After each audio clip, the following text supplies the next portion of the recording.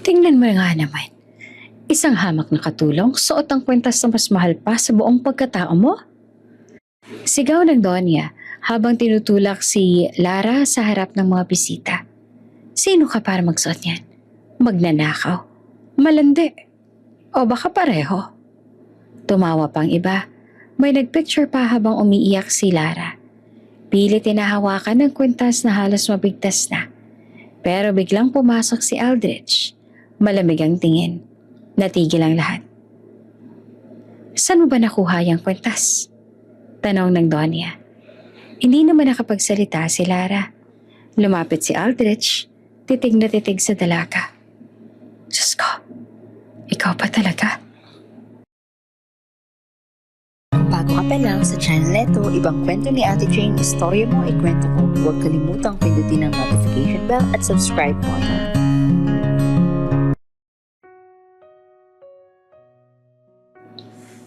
Malakas ang buhos ng ulan nang sumabog ang kidlat sa kalapit na puno.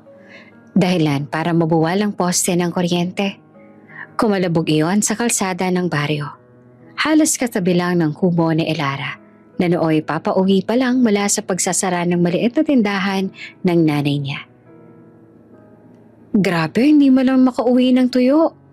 Pabiro niyang sabi habang iniaangat ang bilao na may lamang gulay. Ngunit napahinto siya nang may marinig na mahinang ungol mula sa banda ng poste. May tao? Mabilis na nabasag ang takot niya ng pag-aalala. Iniwan niya ang bilao at tumakbo kahit halos lamunin na ng putik ang tsinelas niya. Sa liwanag ng kumikislap na kidlat, nakita niya ang isang lalaki. Malaki ang katawan. Duguan ang noo at nakakoat pa. Nakasubsob ito sa putikan. Tila nawala ng malay sa lakas ng bagsak. Hoy! Mister! Sigaw ni Elara. Nanginginig ang kamay habang hinahaplos ang pisngi niya. Huwag ka sanang patay, please. Please naman. Umungal ang lalaki at bahagyang dumilat. Tulong. Hindi na nagdalawang isip pa sa Elara.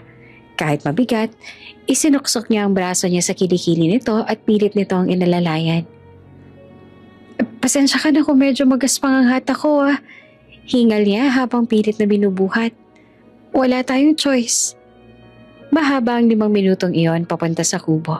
Sa bawat hakbang, parang nadadapa sila. Pero hindi siya tumigil. Kahit kumakabog ang dibdib niya sa takot na baka bumagsak ulit ang ibang poste o umapaw ang ilog. Pagdating sa kubo, agad niyang binuksan ang pinto gamit ang siko at hinila papasok ang lalaki. Dito ka muna ha, huwag kang gagalaw. Sabi niya habang pinapatong ang lalaki sa lumang papag. Umiling ang lalaki, hirap huminga. Anong pangalan mo? Elara. Sagot niya na mabilis na kinuha ang kumot at first aid kit. Ikaw, sino ka? Bago ito makasagot, muling lumakas ang kulog kaya napalapit si Elara para takpan ang tenga niya. Lumapit naman ang lalaki. Tila hinahanap ang init. Masakit ang ulo ko. Bulong nito. Siyempre, natamaan ka ng poste. Pinunasan niya ang dugo gamit ang malinis na tela. At nang maramdaman ang init ng balat ng lalaki, napalunok siya. Baka may lagnat ka dahil sa ulan. Maya-maya dumilat ang mas malinaw ang lalaki. Mapupungay ang mga mata. Parang sanay sa pagkontrol ng lahat. Pero ngayon, mahina at umaasa. Ako si Aldrich. Mahina niyang sabi. Napakamot si Elara. Ang sosyal naman ng pangalan mo. Siguro taga Maynila ka. Ngumiti naman ang tipid ang lalaki. Pwede. Habang inaalagaan niya ito, ramdam nilang pareho ang damig ng gabi. Pumapasok ang hangin sa butas ng dingding. Wala silang ilaw. Kandila lang mula sa altar ng ina ni Elara. Teka, sabi ng babae. Basang-basa ka. Magkakasakit ka lalo. Sandali ha, tatabi ko tong kumot. Kumuha siya ng tuwalya at tumalikod. Magtanggal ka ng basa mong coat. Huwag kang mag-alala, hindi kita titingnan. Tumawa naman si Aldrich ng mahina. Hindi pa naman ako mamamatay para iwan mo agad ako. Napalingon si Elara. Uy, huwag kang magsalita ng ganyan. Sa bahay ko yan narinig, malas yun. Habang tinutuyo niya ang buhok nito, naramdaman niya ang pagtigil ng paghinga ng lalaki. Tumitig ito sa kanya, tahimik. Parang may binabasa sa mukha niya. Salamat, Elara. Wala yon, sagot niya naman agad. Tumango para itago ang kaba. Tao ka eh, at may sugat ka. Wala naman akong rason para iwan ka. Ngunit sa totoo lang ramdam niya ang ibang kaba. Hindi lang dahil may sugat ang lalaki sa bahay niya, kundi dahil iba ang presensya nito. Parang hindi sanay sa ganitong simpleng lugar pero hindi rin maarte. Tahimik pero may daladalang bigat. Lumipas ang ilang oras, nag-iba ang tono ng ulan. Hindi na rumaragasa. Nagpahinga ang bagyo. Nakaramdam sila ng katahimikan na kakaiba. Parang silang dalawa lang ang taong nasa mundo. Dahil sa matinding stress at pagkawala ng malay at lagnat, nagsimula siyang magdeliryo. Hindi. Bulong niya, hawak ang braso ni Elara. Umiikot ang paningin niya sa mga anino sa dingding. Napagkamalan niya na naroon ang ina niya at iba pang pamilyang matagal niya nang iniwan. Mama, huwag mo akong iwan. Napahawak sa Elara sa kamay niya. Aldrich, andito lang ako, hindi kita iiwan. Promise, pahinga ka lang. Ngunit tila naguguluhan si Aldrich. Pinagsama ang kidlat, ulan, at takot sa isip niya. Umiikot siya, nanginginig, at tila hindi alam kung ano ang katotohanan at panaginip. Maya-maya, humina siya, humarap kay Elara, at dahan-dahan lumapat ang kanilang mga labi. Unti-unting bumabalik ang kontrol niya sa sarili. Marahang hinaplos ang pisngi ni Elara at ang huni ng kanilang halinghing ang naririnig. Pagkatapos ng deliryo, dahan-dahang bumangon si Aldrich. Mula sa bulsa ng basa niyang coat, kinuha niya ang isang kwintas, lumang silver chain na may maliit na pendant.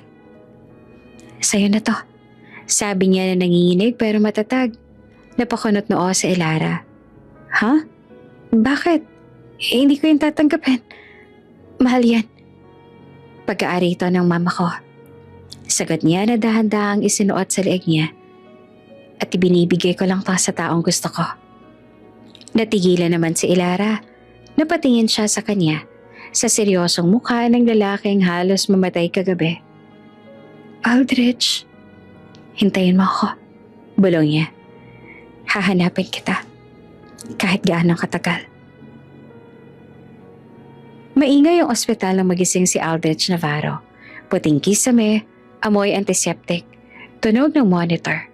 Lahat pamilyar. Pero ang unang salitang lumabas sa bibig niya ay hindi pangalan ng doktor, hindi pangalan ng secretary, hindi kahit pangalan ng kumpanya. Elara, mabilis siyang sinubukang umupo pero sumakit ang sentido niya. Para siyang tinamaan ulit ng poste kagabi. Napahawak siya sa noo habang pilit inaalala kung paano siyang napunta rito. Pumasok ang isang nurse. Sir Navarro, wag po munang gagalaw. Nag-collapse po kayo kahapon dahil sa impact. Luckily, may nakakita sa inyong residente at tumawag ng barangay rescue. Napakunot noo si Aldrich. Residente? Babae ba? Hindi po namin alam sir pagdating po ng rescue, mag-isa na kayong unconscious. Wala pong iniwan na pangalan. Parang may humila sa dibdib niya. May dala ba akong kwentas? Silver chain? May maliit na pendant? Tiningnan siya ng nurse. Wala po kaming nakita sir. Ang laman lang ng bulsa ninyo ay wallet at cellphone sir. Sorry po. Para siyang pinagsakan ng malamig na tubig. Wala ang kwentas. Ang huling bagay na iniwan sa kanya ng mama niya at huling bagay na binigay niya kay Elara bago siya mawala ng malay. Pwede bang baka nasa ibang gamit ko? Tanong niya na mahina pero puno ng pag-asa. Umiling naman ng nurse. Nadaanan na po lahat sir pero wala po talagang kwentas eh. Humigpit ang panga ni Aldrich. Hindi dahil sa kwentas mismo, kundi dahil siya ang naglagay noon sa leeg ni Elara. At kung wala yon, ibig sabihin, nasa babae ito. Ibig sabihin, totoo siya. Hindi yun panaginip. Hindi delusyon dahil sa tama ng poste. Si Elara ay totoo. At nawala siya. Ilang oras lang bago dumating ang pamilya niya, pumasok ang ama niya, si Don Severino Navarro, kasamang ilang board members, doktor at 2 bodyguard. Aldrich, Diyos ko anak ko, ano ka ba naman? Sigaw ng ama, halatang nagpanik kahit sinusubukan pa rin magmukhang composed. Tahimik lamang si Aldrich, nakatingin sa bintana. Nasaan yung babaeng tumulong sa akin? Tanong niya bigla. Hindi mo lang sinagot ang sermon. Nagkatinginan ng mga tao sa kwarto. Anong babae? Tanong ng ama. Yung nagligtas sa akin sa bagyo. Sagot ni Aldrich. Nung bumagsak yung poste, siyang humila sa akin. Siyang nagdala sa akin sa bahay niya. Aldrich, sabi ng doktor habang nag-a-adjust ng chart. Possible na may memory gaps pa kayo dahil sa concussion. Ngunit dinala kayong nag-iisa dito. Oo nga, dagdag naman ng ama. Anak, baka akala mo lang ay may kasama ka. No? Bumaling siya sa kanila. Malamig ang boses. May babae. Her name is Elara. Tahimik ang lahat. Matalim ang tingin ni Aldrich. Hindi siya nagbibiro. Hindi siya nag-i-imagine.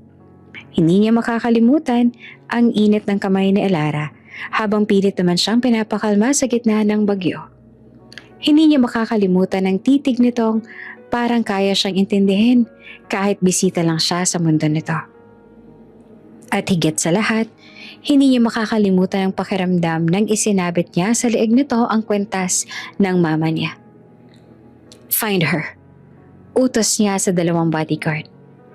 She lives somewhere near the barangay road. Hanapin ninyo ang kubo. May butas ang bubong. May altar na may isang kandila. Umiling ang ama. Aldrich, tama na muna. Magpahinga ka. We'll ask around, okay? But calm down, please. Pero hindi siya mapakali. Hindi siya naniniwala. Nang solo niya na ang kwarto, paulit-ulit niyang binabalikan ang huling sandali. Ang pagkapit na Elara sa kamay niya. Ang pagngiti nito. Ang pangakong hindi naman binibigkas ang malakas pero ramdam niya. Hinahanap din kita. Iyon ang naramdaman niyang sinasabi ng mga mata nito. Pero ngayon, wala. Blanco. Tahimik na parang hindi ito kailanman nag-exist. Paglabas niya ng ospital makalipas ang 2 araw, hindi na siya naghintay sa driver o guard. Tumakas siya mula sa VIP exit at kumuha ng taxi. Nakapatulog pa. Dala ang cellphone at sling bag lang. Sa barangay road papuntang San Isidro, sabi niya sa driver. Bilisan mo. Habang bumabiyahe sila, sunod-sunod ang tanong sa ulo niya. Bakit niya iniwan si Aldrich sa ospital? Natatakot ba siya? Bakit hindi nagpakilala sa rescue? At bakit wala na ang kwentas? Ibig sabihin, totoo siya. Gusto niyang maging galit, pero hindi niya magawa. Mas nangingibabaw ang kaba na baka hindi niya ito mahanap muli. Pagdating sa lugar, bumaba siya kahit umaambon pa. Namumutla ang mga tao sa paligid dahil sa nangyaring bagyo. Ang bahay na nawasak, ang puno na natumba. Lumapit siya sa isang matandang babae. Nay, may kilala po ba kayong Elara? May kubo po siyang maliit, malapit po dito. Umiling ang matanda. Marami akong kilalang Elisa, Elvira, Lala. Pero Elara, wala akong narinig na ganyan, iho. Sunod ay nakausap niya ang mga kabataan, mga naglilinis at isang barangay tanod. Lahat, wala. Parang hindi talaga nag-e-exist ang babae. Sigurado po kayo? Tanong niya ulit sa tanod. May nadaanan kayong kubo? Yung manipis ang dingding? May altar sa loob? Wala po sir sagot ng tanod. Na-survey na rin namin ang buong lugar dahil sa pinsala. Wala po talagang ganyang bahay. Napatigil si Aldrich. Hindi pwede. Hindi pwede siyang magkamali siya. Tumakbo siya papunta sa direksyon na naalala niya hanggang sa makita niyang bakas ng lumang estruktura sa lupa. May mga sirang kahoy, may natabunang paso, May peraso ng tela ng kurtina at sa gitna ng lahat, may maliit na basag na frame ng larawan. Pinulot niya. Larawan niyo ng isang babae at matandang babae. Magkahawak kamay sa harap ng bukirin. Pero wala itong pangalan. Kung ito ang bahay niya, bulong niya. Bakit parang nalaman ng bagyo ang lahat? Umupo siya sa putik, hawak ang frame. Sa unang pagkakataon, mula pagkabata may naramdaman siyang hindi niya alam kung galit ba, o lungkot, o takot. Pero tiyak niya, hindi niya kayang tanggapin na dito na nagtatapos ang paghahanap niya. Kinagabihan, bumalik siya sa Maynila. Tahimik, pagod, pero hindi sumusuko. Sa kondo niya, kinuha niya ang isang lumang kahon na pag-aari ng mama niya. May sulat doon. Kapag binigay mo ang kwentas na to, siguraduhin mo ang binibigay mo ang puso mo. Napahawak siya sa dibdib. Tama ka, ma. Bulong niya. Kaya ko siyang hanapin, kahit ilang taon. At sa unang gabing mag-isa muli si Aldrich, may katahimikan na hindi komportable. Parang puwang na siya mismo ang gumawa. Isang gabi lang silang nagkasama ni Elara. Isang gabi sa gitna ng bagyo. Pero may iniwan itong hindi niya mabura. Mula sa gabing iyon, nagsimula ang isang panghabang buhay na takbuhan. Isang lalaki na hindi makalimot at isang babaeng parang wala na hindi na muling nakita. Makalipas ang isang taon, malayo na si Elara sa kanyang maliit na baryo. Ang payak na buhay sa probinsya ay napalitan ng mabilis at magulong lungsod. Dahil sa sunod-sunod na problema, pagkawala ng trabaho ng nanay, utang at pangangailangan, napilitan siyang mangibang lugar para maghanap ng mas maayos na buhay. Habang naglalakad sa makitid na kalye, bitbit ang maliit niyang bag, napapaisip siya. Sana, may trabaho na agad. Hindi ko na kayang umasa sa probinsya. Bulong niya sa sarili. Kahit maraming pagpipilian sa lungsod, tila lahat ay may mataas ang kompetisyon at pakiramdam niya, ang swerte ay tila laging palayo. Pagkalipas ng ilang linggo ng pangangamusta at pagsusumite ng aplikasyon, natanggap siya sa isang simpleng mensahe. Navarro Mansion, bagong katulong. Report bukas 7 a.m. Dress code, simpleng uniforme. Hindi siya makapaniwala. Mansion? Sino kaya ang amo? At bakit kailangan agad mag-report? Ngunit wala siyang ibang pagpipilian. Pinilit niyang huminga ng malalim at hinanda ang sarili. Kinabukasan, bago mag-alas 7, nakatayo na siya sa harap ng malaking bakod ng Navarro Mansion. Napakalaki ng bakuran. May fountain sa gitna at malalapad na bintana. Napabuntong hininga si Elara. Kung ganito pala ang buhay sa Maynila, ibang klase talaga. Pagpasok niya, sinalubong siya ng head housemaid, si Severina. Kilala sa pagiging mahigpit at walang palya sa disiplina. Bagong katulong, yan ang listahan ng mga gagawin mo. Mahigpit niyang sabi habang iniaabot ang notebook at sinusuri ang suot na Elara. Bawal ang palya. Sundin mo lahat ng instruction ko. Naiintindihan mo? Opo, sagot naman ni Elara, bahagyang kinakabahan. Good. Una, linisin mo ang mga sahig at pintana. Ang mga tanim sa garden. Si Tubrick na ang bahala. Huwag kang lalapit sa library o study room hanggang hindi ka pinapa. Tumango si Elara at agad na naglakad sa malawak na koridor. Habang nagwawalis siya, ramdam niya ang bigat ng silid at katahimikan sa mansyon. Para bang may mga mata sa bawat sulok, nakatingin niyon sa kanya.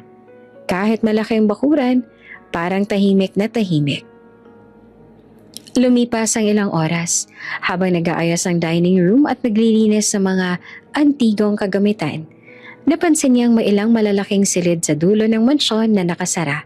Sa bawat pintuan, tila may kakaibang aura. Parang may nagmamasid sa kanya. Nang minsang dumaan siya sa study room, naramdaman niya ang malamig na hangin na pumasok sa butas ng bintana. At muntik na siyang manginig. Ano kayang laman ng silid na yon? Bakit bawal? Bulong niya sa sarili. Ngunit agad niyang sinugpo ang kuryosidad. Hindi siya pwedeng makagawa ng mali sa unang linggo. Sa tanghali, nagdala si Elara ng pagkain para sa mga house staff. Habang nag-uusap sila, narinig niya ang mga bulong ng ibang katulong tungkol sa amo. Ang amo, hindi basta-bastang nakikita. Sabi ni Griselda, ang matandang katulong. Wala pang taon na nakikita ng mga bagong staff. Dagdag pa ni Lorinda, ang tagaluto. Pero daw napakapribado niya at kahit simple lang ang mansyon, napakatingkad ng presensya niya kapag lumalabas. Kwento naman ni Tubrick habang nagwawalis ng garden. Napatingin si Elara, bahagyang nanginginig. Hindi niya alam kung bakit biglang tumigil ang kanyang puso sa pagtibok. Pribado? Napakataas ang presensya? Parang may kakaibang misteryo ang taong to. Lumipas ang ilang araw. Nasasanay na siya sa routine. Paglilinis, paghahandaan ng pagkain, pag-aalaga sa mga tanim, at pagsunod sa bawat utos ni Severina. Ngunit sa bawat pagkakataon na gumagalaw siya sa mansyon, ramdam niya ang kakaibang tensyon sa paligid. Parang may nakatingin, kahit walang nakikita. Isang gabi, habang nag-aayos sa mga kortina sa malaking sala, nakaramdam siya ng bahagyang kaba. Ang chandelier ay nag-iilaw sa buong silid at ang mga anino ay kumikilos sa dingding. Napapansin niyang may isang pintuan sa dulo ng koridor na tila palaging nakasarado. Hindi niya naman maiwasang magtanong sa sarili. Ano kayang tao sa loob ng silid na yon? Bakit parang hinihintay niya ako makita? Hindi siya nakasagot. Alam niya, masyadong delikadong palapit at dapat sundin ang batas ng bahay. Ngunit sa puso niya, may maliit na kaba at excitement na hindi niya maipaliwanag. Habang nagtatapos ang unang linggo, napagtanto na Elara na kahit simple ang trabaho bilang katulong, may kakaibang misteryo sa mansyon. Ang bawat silid, bawat hakbang at bawat panig ay tila may kwento na hindi niya alam. At sa bawat oras na nakatayo siya sa hallway, naramdaman niya ang presensya ng amo. Malayo, malamig, ngunit kapansing-pansing matatag at mapang-akit. Hindi pa niya nakikita si Aldrich Navarro, ngunit ramdam niya ang bigat ng kanyang aura sa buong bahay. Sa isang sulok ng isip niya, alam niyang may kaganapan sa hinaharap. Isang pagkikita na magbabago sa takbo ng kanyang buhay sa mansyon. Ang bagong yugto sa buhay ni Elara ay nagsimula. Ang mansyon ay tahimik, malawak at mapang-akit. Makalipas ang isang taon mula ng gabing nagligtas si Elara kay Aldrich sa Bagyo, muli siyang nakarating sa Navarro Mansion. Ngunit sa pagkakataong ito, hindi bilang isang estranghera, kundi bilang bagong katulong. 6:00 ng umaga bago mag-alas 7, abala si Elara sa paglilinis ng malaking sofa. Ang mga sinag ng araw ay dumadampi sa malalapad na bintana. Gumagapang sa mga antigong muebles at chandelier. Tahimik ang mansyon. Halos marinig lamang niya ang tunog ng walis at hininga niya habang naglalakad sa mahahabang koridor. Habang nag-aayos siya ng mga unan sa sofa, naramdaman niya ang biglang katahimikan. Para bang huminto ang oras. Napalingon siya at muntik nang mahulog ang kamay sa unan. Sa dulo ng sala nakatayo si Aldrich Navarro. Matangkad, matikas, at tila hindi niya alintana ang lahat sa paligid. Ngunit nang tumingin siya kay Elara, napahinto ang mundo niya. Imposible. Bulong niya sa sarili na halos hindi marinig ng sino man. Hindi niya maalala ang mukha ni Elara mula sa gabing yon. Ang ulan, kidlat at takot ay lumalabo sa alaala. Ngunit may kakaibang pakiramdam na pumasok sa dibdib niya. Parang may koneksyon. Isang kilosang hindi niya maipaliwanag. Si Elara nahulog ang tingin sa kanya. Ang puso niya ay para bang tumalon. Siya nga. Bulong niya sa sarili ngunit pinipilit niyang manatiling profesional. Hindi. Trabaho lang to. Hindi pwedeng damdamin ko. Lumapit si Aldrich sa sala. Ang bawat hakbang ay parang tunog ng malalaki at malalakas na relo sa katahimikan. Hindi niya alam kung bakit ang mga mata niya ay hindi makalayo kay Elara. Bagong katulong? Malamig ang tinig niya, malinaw at maingat. Opo, sir.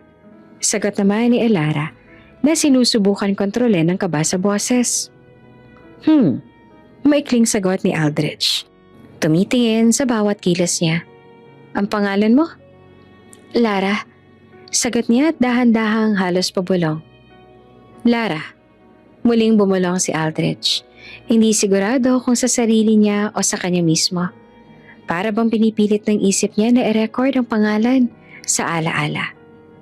Lumipas ang ilang minuto ng katahimikan, nagpatuloy si Elara sa trabaho. Nilinis ang mga mesa at mga cabinet pero ramdam niya ang titig ni Aldrich sa likod niya. Hindi siya makatingin, ngunit alam niyang bawat galaw niya ay sinusuri ng amo. Kilala niya pa ba ako? Tanong niya sa sarili. Hindi niya dapat malaman kung sino ako.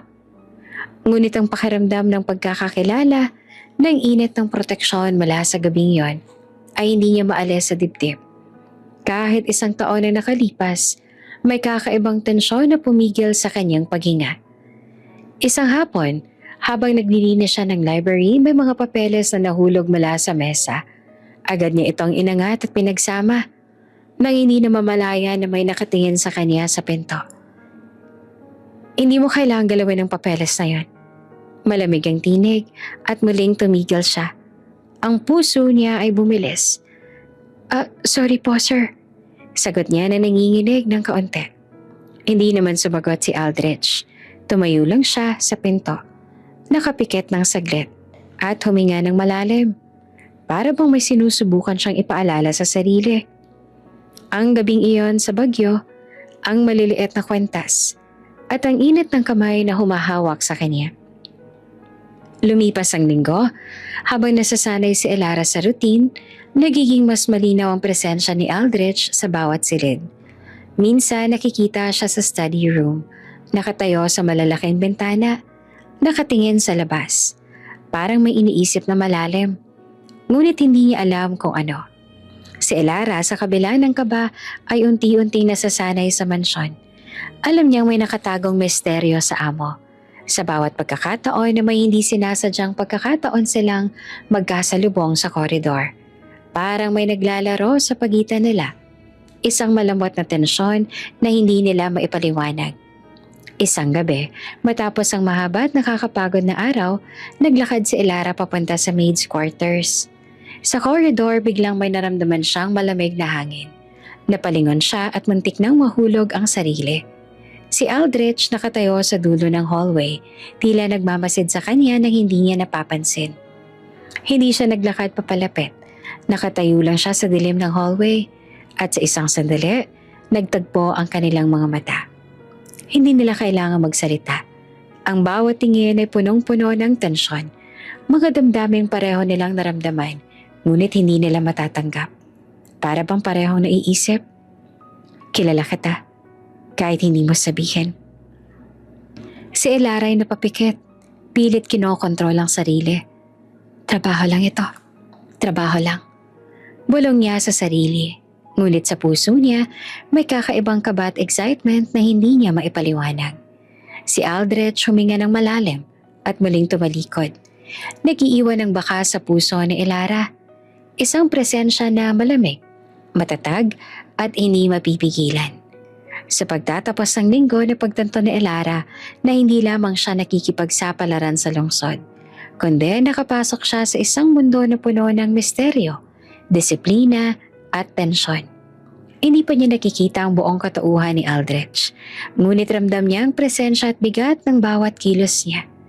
Hindi pa sila nagkakilala ng personal bago, ngunit may kakaibang koneksyon, isang lihim na unti-unting bumabalik sa alaala ng nakaraan. Isang gabing hindi malilimutan. Ang mansyon ay tahimik at puno ng mga lihim at sa bawat takbang ni Elara sa hallway, sa bawat alon ng hangin sa malaking bintana, naramdaman niya ang presensya ng amo na sa lalim ng kanyang alaala ay tila may kilala na siya kahit hindi pa malinaw kung bakit. Isang hapon habang abala si Elara sa paglilinis ng sala, napansin ni Aldrich Navarro ang isang pamilyar na tanawin. Sa liwanag ng hapon, nakikita niya ang maliit na silver na kwentas na nakasabit sa leeg ng bagong katulong. Tahimik siyang tumayo sa study room. Nakatayo sa likod ng pinto, at pinagmamasa ng bawat kilos ni Elara. Hindi siya agad lumapit. Pilit niyang kinokontrol ang sarili. Baka peke lang to. O baka pareho lang. Bulong niya sa isip. Hindi naman niya maiwasang ikumpara ang damdamin na bumabalik sa alaala. Ang gabi ng bagyo, ang basang buhok, at ang init ng kamay na humawak sa kanya. Ngunit hindi malinaw ang mukha sa kanyang memorya. Mula sa study room, bawat galaw ni Elara ay para bang nakahimok sa kanyang alaala. Napapansin niya ang paraan ng pag-aalaga nito sa mga muebles, ang mahinahong pagbukas ng mga kortina, at kahit ang malumanay na tinig habang nakikipag-usap sa iba pang katulong. Para bang parehong boses. Bulong niya, at ang damdamin niya ay naghalo kakaibang kilig at pag-aalinlangan. Habang nagwawala si Elara sa malawak na sala, napapansin ni Aldrich ang maliit na kilos. Ang paraan ng pag-ikot ng ulo, ang bahagyang pagkorba ng katawan habang bumababa sa hagdan, at ang natural na lambing kapag nakikipag-usap kay Severina. Ibang pakiramdam ko. Parang kilala ko na siya. Ngunit iniwasan ni Elara si Aldrich nang aksidenteng makita siya sa study room. Sa halip na lumapit o tumingin, dahan-dahan siyang tumalikod. Patuloy ang trabaho. Ayaw niya akong tignan. Mahina niyang bulong sa sarili. Bakit kaya? Lumipas ang ilang araw at unti-unting sinimula ni Aldrich ang kanyang silent observation. Sa bawat hakbang nakatayo siya sa likod ng pinto. Sa balcony o sa mismong study room, tinutukoy niya ang bawat galaw na Elara. Sinusuri ang bawat ekspresyon na tono ng boses. Napansin niya na kahit simple at tahimik ang dalaga, may kakaibang aura na pumapaligid sa kanya. Parang may lambing at init sa presensya nito na hindi niya natagpuan sa iba pang katulong o kahit sa mga taong nakapaligid sa mansyon. Hindi lang ito coincidence. Bulong niya sa sarili. Hindi pwede. Baka peke lang talagang kwentas. Ngunit kahit iniisip niya na peke, hindi niya maalis sa isip ang kakaibang kilig sa puso niya. Sa bawat pagkakataon na nakikita niya sa Elara. Isang hapon, habang nag-aayos sa mga libro sa library, narinig niya ang mahinahong bulong ni Elara sa sarili. Trabaho lang ito. Napahinto si Aldrich na parang tinamaan ng salitang iyon. Parang naririnig niya ang gabing iyon sa bagyo. Ang parehong tono ng boses, parehong lambing, parehong tibok ng puso na pilit niyang tinatago.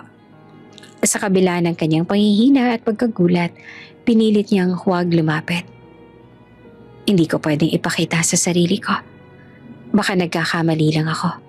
Bulong niya.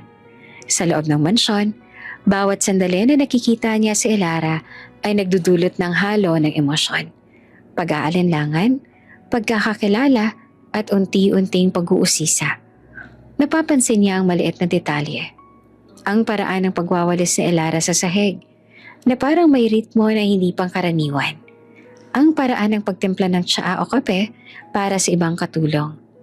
Puno ng lambing at pag-iingat. Ang dahan-dahang pag-aayos ng kanyang buhok tuwing nagtatapos ng trabaho.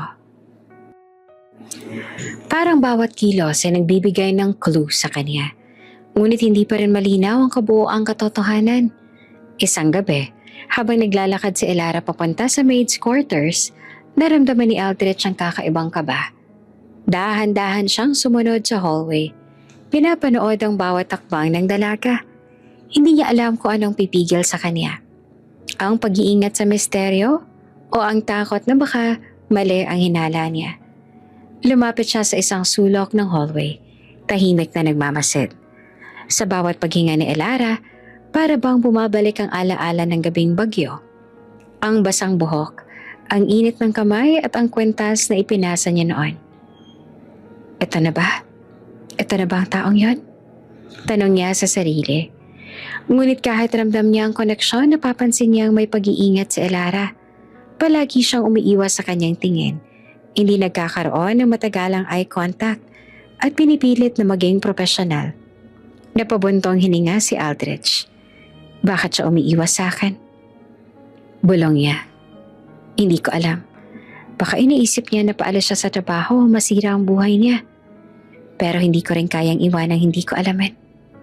Mula sa study room, pinanood niya si Elara hanggang sa mawala ang liwanag sa hallway. Sa puso niya, may halo ng tensyon, curiosity at kakaibang pagkilala. Alam niya na may isang lihim na nag-uugnay sa kanila. Isang bagay na kahit hindi pa malinaw, hindi niya pwedeng kalimutan. Sa pagtatapos ng araw, nakaupo si Aldrich sa kanyang study room. Tinitingnan ang kwenta sa naiisip niyang pareho sa nakita niya noon. Hindi pa malinaw kung tunay na si Elara nga ayon.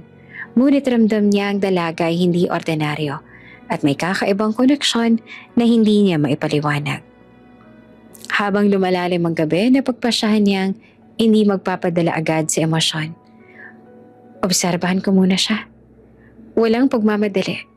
Kapag sigurado na ako, saka ako lalapitan.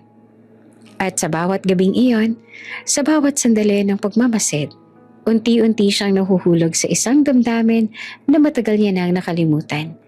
Isang damdamin na nagsimula sa isang bagyong hindi malilimutan. Pagkalipas ng ilang linggo mula nang mapansin ni Aldrich ang kakaibang koneksyon kay Elara, hindi niya maiwasang mag-isip ng mas malalim. Ang kwentas, ang boses, ang kilos ng dalaga, lahat ay may pahiwatig na hindi basta ordinaryo ang bagong katulong. Sa kabila ng profesionalismo niya, may isang parte ng kanyang sarili na nais malaman ng buong katotohanan. Hindi pwede na lang basta iniwan sa haka-haka, kaya't inutusan niya ang kanyang private investigator. Isang matagal nang kaibigan sa pamilya at maaasahan sa lahat ng lihim. Alamin mo lahat tungkol sa bagong katulong. Simula sa tunay na pangalan niya, pamilya at mga nakaraan. Maikli niyang sabi sa telepono. Malamig ngunit may halong determinasyon. Gusto ko makita ang buong larawan bago gumawa ng desisyon. Ilang araw lang, dumating ang report sa kanyang opisina. Binuksan niya ito at unti-unting binasa. Peke ang pangalan. Nakasulat sa itaas ang pahina. May tinatago siya. Isang lihim sa nakaraan na maaaring makaapekto sa buhay niya sa mansyon. Napabuntong hininga si Aldrich. Tinatago niya sa akin ang kanyang sarili. Hindi ko pwedeng hayaan na ganito lang.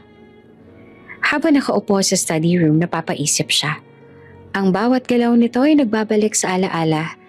Ang gabing bagyo, ang lamig, ang pag-aalaga ng dalaga, at ang maliit na titig na nag-iwan ng bakas sa puso niya. Kung may tinatago siya, kailangan kong malaman. Bulong niya sa sarili. Pinagmasdan niya si Elara mula sa study room habang nag-aayos sa mga libro. Napansin niya ang bawat kilos, ang dahan-dahang pag-aayos ng mga gamit, ang tahimik na paglalakad sa hallway, at ang pag-iwas sa kanya tuwing may pagkakataon. Bakit siya umiiwas? Tanong niya. Hindi na alam kung sa isip pa lang o sa boses na maririnig ng sarili niya. Hindi ba't may connection tayo? Pero bakit parang nagtatago siya sa akin? Sa loob ng mansyon, nagpatuloy si Elara sa kanyang trabaho. Hindi niya alam na may mata sa likod ng bawat galaw niya. Para siyang sinusubaybayan, ngunit hindi niya alam kung sino o bakit. Ang kwenta sa suot niya na sa kanya ay simbolo ng alaala at pangako ay nagbigay sa kanya ng kakaibang lakas at tapang. Ngunit hindi niya maalis ang kaba. Ilang araw matapos ang report, nagpasya si Aldrich na hindi pwedeng bastang maghintay. Hindi niya alam kung ano ang lihim na Elara, ngunit ramdam niya na may koneksyon sa gabing iyon. Kailangan kong alamin ang buong katotohanan bago masira ang anumang pagkakataon na maaaring magbukas. Bulong niya sa sarili. Pinuntahan siya ni Severina sa kusina. May alam ka ba tungkol sa bagong katulong? Tunay bang pangalan niya? Tanong niya na maingat ngunit diretso. Si Severina ay nakatayo sa harap niya at bahagyang napatingin. Sir, Lara po nakalagay sa resume niya at may napapansin po akong kakaiba. Parang palagi umiiwas siya sa pakikipag-usap sa amin, lalo na sa pinagmulan niya at sa pamilya niya. Napatingin si Aldrich, napabuntong hininga. I see. Kailangan kong maging mas maingat. Isang gabi naglakad si Aldrich sa hallway. Tahimik na nagmamasid kay Elara habang naglilinis naman siya ng sala. Ang kanyang isip ay puno ng tanong. Bakit iniba mong pangalan mo? Bakit peke ang nakalagay sa resume? Ano bang talagang tinatago niya sa akin?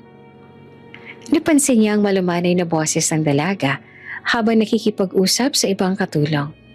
Para bang may familiarity sa tono, isang init na hindi niya malilimutan. Sa kabila ng kanyang pagdududa, ramdam niya ang pangangailangan na protektahan siya. Hindi niya alam kung bakit, ngunit kahit may tanong at duda, may bahagi ng puso niya na hindi niya kayang iwan ng dalaga sa gulo o panganib. Ilang araw pagkatapos, dumating ang mga mas detalyadong report mula sa investigator. May impormasyon tungkol sa pamilya ni Elara, dating tirahan at mga pangyayari bago siya dumating sa lungsod. Napagtanto ni Aldrich na may mga dahilan kung bakit napilitan si Elara na gumamit ng ibang pangalan at magtago. Napabuntong hininga siya. Kaya pala, hindi basta-basta. Lahat ng ginagawa niya ay para sa proteksyon. At hindi niya basta-bastang isa sa publiko ang sarili niya. Ngunit hindi niya alam may dahilan. Hindi nito napawi ang curiosity at tensyon sa pagitan nila. Napagtanto niya na hindi pwedeng basta-basta makalimutan ang gabing iyon sa Bagyo at ang koneksyon na naramdaman niya sa dalaga. Bilang desisyon, napagpasyahan ni Aldrich na hindi na muna ipakilala at pakita ang alam niya kay Elara. Unti-unting alamin ang buong katotohanan at hintayin ang tamang pagkakataon para lapitan ang dalaga. Hindi ko siya pwedeng pilitin. Kailangan kong hintayin ang tamang oras. Bulong niya sa sarili habang pinagmamasdan si Elara mula sa study room. Sa kabilang banda, patuloy lang si Elara sa kanyang trabaho. Tahimik, propesyonal at walang alam na may pagmamasid sa kanya. Ngunit kahit hindi niya alam, bawat kilos niya ay sinusuri, binabantayan at iniintindi ni Aldrich. Sa loob ng ilang linggo, unti-unting lumilinaw sa isip ni Aldrich ang katotohanan. May tinatagong nakaraan sa Elara, may kwento siya, at may koneksyon sa gabing Bagyo. Isang lihim na unti-unting sisibol sa pagitan nila. Ngunit sa ngayon, walang pagmamadali. Iyon ang desisyon niya. Sa bawat hakbang ni Elara sa mansyon, sa bawat galaw at boses niya, unti-unti nang bumabalik ang puso ni Aldrich, ang alaala, at ang pagnanais na malaman ang buong katotohanan. Tahimik ang umaga sa Navarro Mansion, ngunit sa loob ng silid ni Doña Eleanor, nag-uumapaw ang tensyon. Verna, sinabi mo sa akin na malandi raw ang bagong katulong? Tanong ng matikas at istrikto ang ina ni Aldrich. Malamig ang tinig. Kilala siya sa pagiging mahigpit at hindi basta-basta ang nagpapadala sa chismis. Opo, Doña Eleanor. Sagot ng anak na si Verena. Halatang may halong selos at inggit. Kanina po kasi parang iniikot niyang mata sa paligid. Parang may kalokohan siya ginagawa. Napabuntong hininga si Doña Eleanor. Ang mga batang to. Palaging may gustong imbestigahan o iintriga para pansariling interes. Ngunit ayos lang. Tatawagin natin ang bagong katulong para linawin. Dahan-dahan pumasok sa Elara at may daladalang tray ng tsaa. Ramdam niya ang tensyon sa hangin at bahagyang nanginginig ang puso. Magandang umaga po, Doña Eleanor. Bati niya at maingat at tahimik. Hindi naman agad sumagot si Doña Eleanor. Tumitig lang siya. Halatang nag-isip. Lara, sabi sa akin ni Verna na parang may hindi maganda sa asal mo. Maliwanag ba ang katotohanan, dalaga? Napatingin naman si Elara sa sahig. Dahan-dahan itong yumuko. Hindi po, ginagawa ko lang po ang trabaho ko ng maayos. Wala naman po akong ginawang mali. Biglang pumasok si Aldrich. Naka-blazer. Ang bawat hakbang ay tila tunog ng malalakas na relo sa katahimikan ng silid. Ang kanyang mga mata ay tumutok kay Elara. Ramdam ang tensyon sa paligid. Anong sinabi tungkol sa kanya, ma? Malamig ngunit malinaw na tanong ni Aldrich. Tumigil ang lahat sa paligid. Ramdam ang bigat ng kanyang presensya. Anak, sinabi sa akin ni Verna na malandi raw siya. Dapat ay aalisin na ang dalaga. Sagot ni Doña Eleanor. Halatang naguguluhan sa bigat ng paninindigan ng anak. Tumango naman si Aldrich sa sarili at tumingin kay Elara. Ramdam ang kakaibang kaba at tensyon sa kanyang dibdib. Ngunit hindi niya tinanggal ang titig. Hindi totoo yan. Maikli niyang sabi, tumigil ang lahat sa paligid. Si Lara ay profesional. Ginagawa niyang trabaho niya ng maayos. Kaya kung may chismis man, huwag niyo itong paniwalaan ng basta-basta. Napatingin si Doña Eleanor sa anak. Halatang nagulat sa bigat ng paninindigan nito. Aldrich, sigurado ka ba? Dalaga lang siya at bagong katulong pa lamang pero sinasabi mo ng ganito? Tumango si Aldrich. Hindi bumitaw sa titig kay Elara. Sigurado ako, ma. At hindi ako magpapadala sa chismis o inggit ng sino man. Ang trabaho niya ay malinaw. At kung may papasok na panghuhusga, dapat nakabatay sa katotohanan at hindi haka-haka. Si Verna naman na nakatayo sa gilid na patingin sa binata. Halatang nagulat at natakot. Hindi niya inaasahan ang ganitong paninindigan ni Aldrich. Malakas, matikas at walang palya. Lara, huwag ka mag-aalala. Bulong niya sa dalaga habang lumalapit ng kaunti. Hindi kita hahayang ipagkanulo ng kahit sino dito. Napangiti si Elara ng bahagya. Ramdam ang laki ng proteksyon mula kay Aldrich. Kahit medyo nanginginig pa rin siya, may pakiramdam ng seguridad sa tabi ng lalaki. Tumayo si Doña Eleanor. Hinalikan ng kanyang labi. Napansin ko, may paninindigan ka. Anak, kung sa tingin mo ay tama ang ginagawa mo, hindi ko ipagkakait ang opinyon mo. Ngunit tandaan mo, sa mansyon na to, may panuntunan. Lahat ay dapat igalang at walang manggagalaw nang hindi nararapat. Tumango naman si Aldrich. Naiintindihan ko, ma. Ngunit ito ang tamang desisyon. Hindi ko hahayaan ang sino man na malagay sa alanganin si Lara nang dahil sa inggit o maling akala. Pagkatapos ng maikling katahimikan, tumayo si Elara at maingat na yumuko. Salamat po, sir. Mahinang sabi niya. Halatang nanginginig pa rin ang boses. Ngunit ramdam niya ang kalakasan at proteksyon mula kay Aldrich. Si Aldrich naman nakatayo sa harap niya, bahagyang ngumiti ng tipid. Wala kang dapat ipag-alala. Gagawin ko ang lahat para protektahan ka sa mansyon na to. Napangiti naman si Elara. Kahit bahagya lang, para bang may matatag na pader na bumabalot sa kanya mula sa anumang panganib. Isang pader na nagmumula sa taong hindi niya lubos na maintindihan.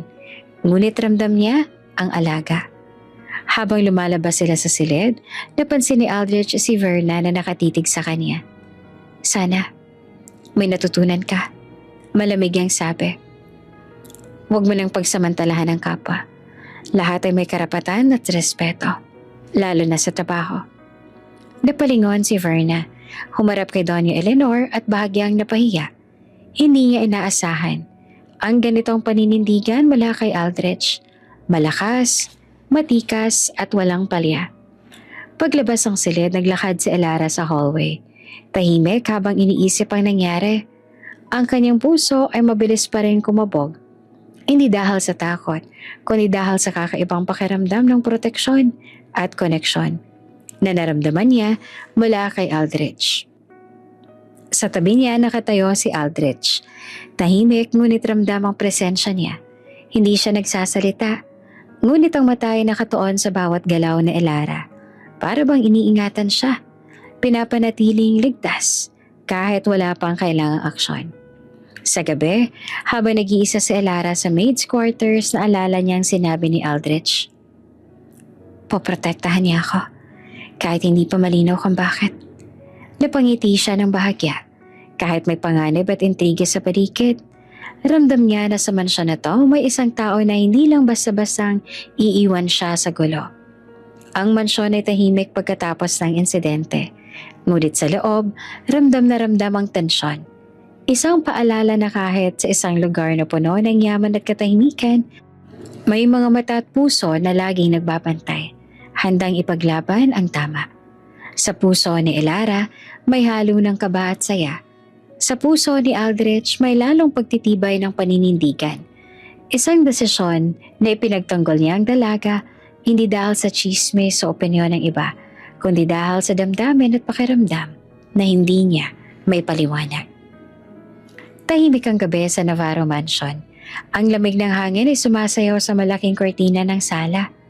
Sa kabila ng katahimikan, ang chandelier sa kisame dahan-dahang nanginginig. Hindi niya alam na ilang butil na lang ng bakal ang humihiwalay sa isang aksidente. Si Elara ay nag-aayos sa mga lumang gamit sa sala, tahimik sa kanyang gawain. Sa tabi niya nakatayo si Aldrich, nakatingin sa dokumento na tila hindi natatapos ang trabaho.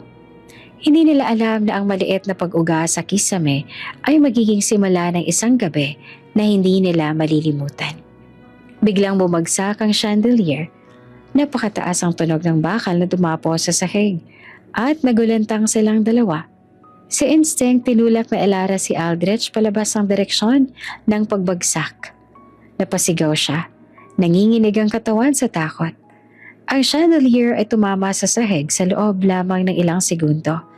Si Aldrich na natumba sa sahig ngunit ligtas ay nagulat sa kilos ng dalaga. Tumingin siya sa kanya.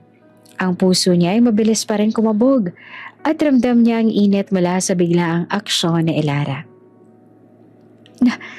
Nakaligtas ka, biglang sabi ni Elara at hawak ang braso ni Aldrich. Halatang gulat at takot ang pumuno sa kanyang boses. Si Elara nanginginig pa rin. Tumayo at bahagyang napalingon sa chandelier. Sir, delikado. Mahina niyang sabi. Humihinga ng malalim. Hindi ko hahayaang mamatay ka ulit. Tumigil si Aldrich. Parang huminto ang oras. Ang linyang yon, hindi ko hahayaang mamatay ka ulit, ay pumaloob sa isip niya. Parang nakilala niya ang tinig, ang tono, ang damdamin sa bawat salita. Napatingin siya kay Elara. Tumigil ng matatag. Unti-unting lumalim ang kanyang tanong sa sarili. Ito nga bang babaeng nakatulong sa akin noong bagyo? Lara? Bulong niya ng dahan-dahan at bahagyang nanginig ang boses. Ibig bang sabihin, ikaw nga ang babae sa bagyo? Napakapit sa sarili si Elara. Medyo nangingitim ang mata sa gulat. Oo. Mahinang sagot niya at bahagyang nahihiya. Hindi niya inaasahan na ang simpleng pagkilos niya upang mailigtas si Aldrich ay magbubukas ng matagal na nakatagong alaala. Si Aldrich na ngayon ay nakaupo sa sahig. Dahan-dahang hinawakan ng kamay ni Elara. Ramdam niya ang init, ang tibok, ang bigat ng emosyon sa bawat galaw ng dalaga. Bakit hindi mo sinabi? Bulong niya. At ang mga salita ay puno ng halong takot, pagkagulat at matinding damdamin. Si Elara ay biglang napahinto sa pagkilos at tapatingin sa kanya. Sir, hindi ko rin po inakala na mauuwi sa ganito ang gabi at magkikita po tayo sa ganitong paraan. Ngunit ramdam niya ang tensyon sa pagitan nila. Isang halo ng kaba, excitement at kakaibang koneksyon na parang may matagal na silang pinagsaluhan ngunit hindi pa alam. Tumayo si Aldrich at dahan-dahang humarap kay Elara. Naaalala ko ang gabi ng bagyo. At ngayon, ikaw ang nasa harap ko. Hindi ko maisip na andito ka talaga.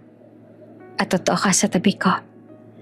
Akala ko imagination ko lang ang gabi ng bagyo. Napangiti naman si Elara at bagay nahihiya. Sir, hindi ko nga rin po maintindihan basta instinct ko lang po na tulungan kayo. Si Aldrich naman hindi makapaniwala sa sarili. Parang bumalik sa alaala niya ang bawat detalye ng bagyo. Ang ulan, ang takot, ang init ng kamay na humawak sa kanya at ang dami ng puso na nagsabi sa kanya na hindi siya iiwan. Naalala mo ba ang kwintas?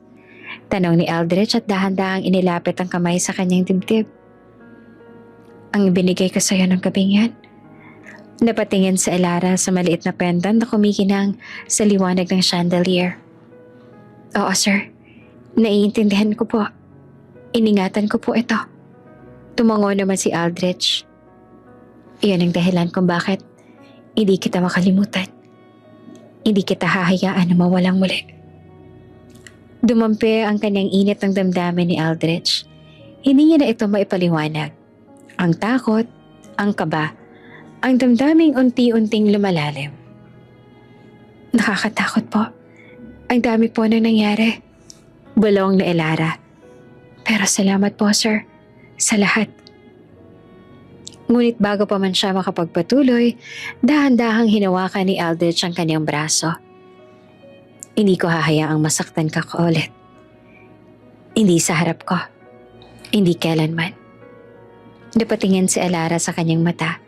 Sa sandaling iyon, ramdam nila ang bigat ng nakaraan, ng pangako at ng bagong simula. Para bang ang aksidente ng chandelier ay nagbukas ng isang pinto. Isang pinto na magpapaalala sa kanila ng gabi nang hindi malilimutan. Sa labas ng sala, bumagsak ang ulan sa bintana. Ngunit sa loob, ang hangin ay punong-puno ng tensyon, emosyon at hindi maipaliwanag na koneksyon. Tahimik ang sala ng Navarro Mansion. Ang mga ilaw mula sa chandelier ay nagbigay ng malambot na liwanag at ang ulan sa labas ay patuloy na humahampas sa bintana. Si Elara ay nakatayo sa gilid ng sala, bahagyang nakayuko, hawak ang kanyang tray. Si Aldrich ay kaharap sa kanya. Ang mga mata ay puno ng emosyon, halo ng pagkagulat, pag-aalala at matinding damdamin. Elara, simula ni Aldrich ang dahan-dahan, tila nangangailangan ng katotohanan sa bawat salita. Hindi ko maalis sa isip ko ang nangyari kagabi. Ang aksidente. Ang sinabi mo. Napalingon si Elara sa kanya. Nangingitim ang mga mata. Sir, hindi po tayo magka-level. Hindi po ako nararapat sa inyo. Mahinang sabi niya, may halong kaba at pagtanggi. Tumayo si Aldrich ng mas malapit. Pinipigil ang sarili na hindi sumigaw sa emosyon. Elara, hindi ito tungkol sa level o estado. Tungkol ito sa kung sino ka at kung paano mo ako iniligtas noon. Napalingon si Elara, bahagyang napangiti, ngunit nanginginig pa rin ang mga kamay niya. Sir, hindi ko po kayo kilala ng ganap at hindi po ako handa. Si Aldrich na bahagyang na-frustrate ngunit dahan-dahan ay tumayo sa harap niya. Hindi nagpadala sa galit o pagkabigo. Hindi mo kailangang kilalanin ako ng ganap para malaman na mahalaga ka sa akin. Sa gabing iyon, pinakita mo sa akin ang tibay ng loob mo at iyon ang hindi ko makakalimutan. Napatingin si Elara sa sahig, humihinga ng malalim. Sir, basta nararamdaman ko lang. Parang may dapat akong gawin sa sarili ko bago ko kayo maharap. Bago ko kayo mapasama sa buhay ko. Hindi ko po gusto na gawin na mapinsala kayo ng dahil sa akin. Tumayo si Aldrich ng mas malapit. Ang tingin ay nakatuon sa kanya. Tahimik ngunit puno ng intensyon. Elara, wala akong pakialam sa nakaraan mo o sa estado mo o sa sinasabi ng iba. Ang mahalaga lang sa akin na ikaw ay narito. Buhay at ligtas. Hindi kita hahayaang mawalang muli. Napangiti naman si Elara, ngunit napalingon sa gilid. Ang damdamin sa puso niya ay halo-halo.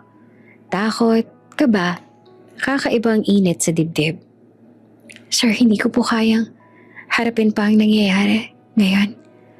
Alam ko po na hindi ako karapat-dapat sa inyo. Si Aldrich ay bagya namang napapuntong hininga, ngunit hindi bumitaw. Kung ganun man, sisimulan natin sa maliit. Hindi kailangan ng matinding hakbang. Isa lang ang gusto ko. Huwag mong kalimutan ang gabing iyan.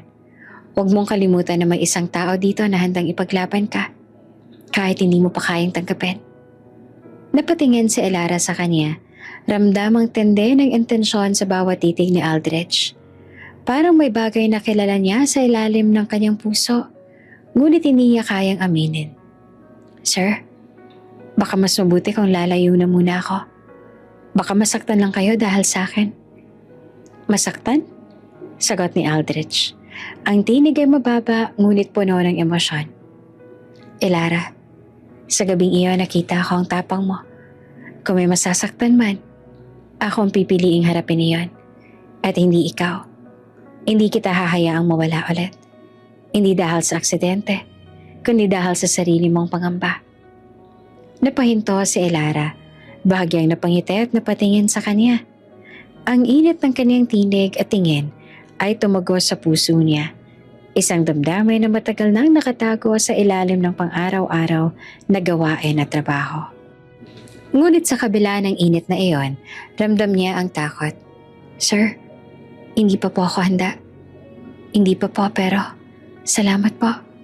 Sa gabing iyon, hindi ko po malilimutan. Si Aldrich dahan-dahang ngumiti, tila may halo ng lungkot at pag-asa. Hindi mo kailangang gawin to para sa akin. Basta wag mo lang kalimutan. Isang araw, sana handa ka na.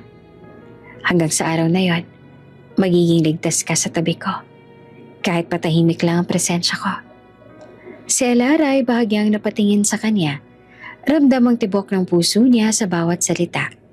Hindi niya alam kung paanong iaayos ang damdamin. Ngunit may isang bagay na malinaw. Ang presensya ni Aldrich ay hindi lang basta proteksyon. Ito ay unti-unting muling nagbuhay sa damdamin niya. Isang koneksyon na hindi niya matanggihan. Ang gabi ay tahimik, ngunit puno ng emosyon.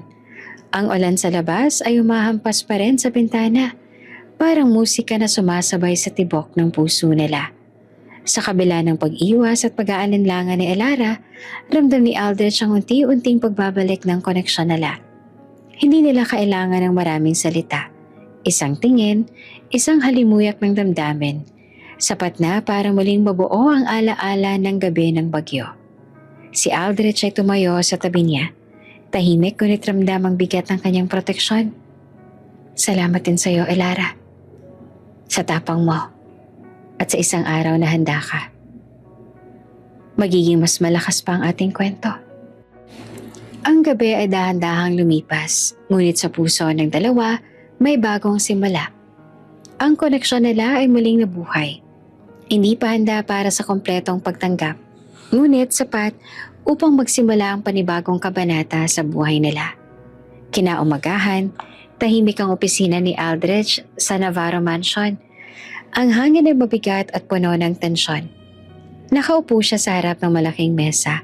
Hawak ang report mula sa private investigator. Si Elara naman ay nakatayo sa harap niya. Nangingitim ang mga mata. Ramdam ang kaba sa bawat segundo. Elara, pasensya ka na kasi pinaimbestigahan kita.